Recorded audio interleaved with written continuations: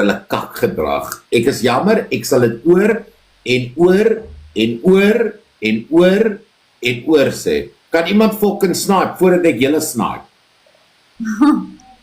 Dankie, baie dankie Ronaldo, dankie Sy.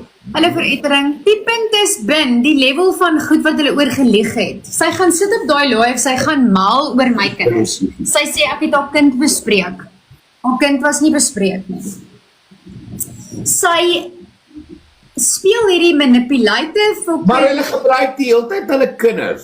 Die hele tyd. Shakira, ek arresteer haar Sondag en sê vir haar, ek het jou getry en waait, maar dit daar gaan hy. Ek sê vir Shakira sonder ek vra 'n vraag.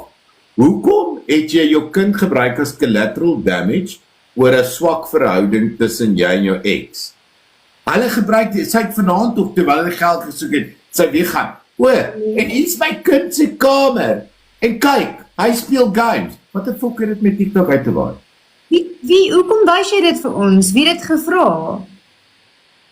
Sê maar, nou fok sy uit op 'n live en sê ek het haar kind bespreek. Nou vandag, ons het nou Ami is weer daar, grootste slagoffer, haar disability. Maar luister, begou. Kan jy onthou hoe sy en Ami beklei het op TikTok toe sy nog gesê gee gekort? Toe sy gesê ek was nie gaan het om haar kakdoek te ruil het. Ek het al gedoen. En wat het hulle beklei oor die geldjie van die rank? Korrek? Nie net dit nie, en toe hulle uit mekaar het gaan, toe gooi hulle mekaar en bliksem hulle mekaar in die bus oor hoeveel fake accounts hulle gehad het wat so op ons kom haat het. En kom ons vra net gou, het hulle dit publiek gedoen of het hulle dit Publicly all the way.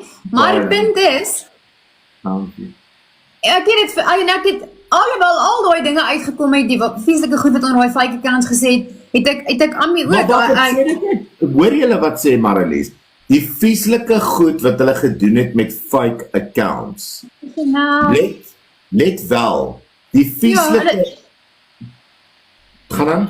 Dit is baie lelike goed gekomment oralste. Hulle was 'n paar accounts gewees wat hulle, maar die punt wat ek toe nou sê is, ek het dit agter my gesit met Ami. Ek het haar vergewe daarvoor.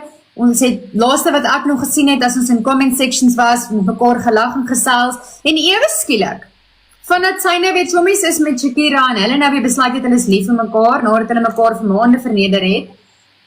Nou Ami se mond is groot waar sy gaan in 'n comment section. Ami se mond is groot in boksies. Ek het net gesê ek sien dit, maar ek sê niks nie. Maar ek is moeg daarvoor dat mense dit doen, en dan wanneer mense hulle adresseer, dan wil hulle aangaan oor hulle disability. Jou mond het geen disability.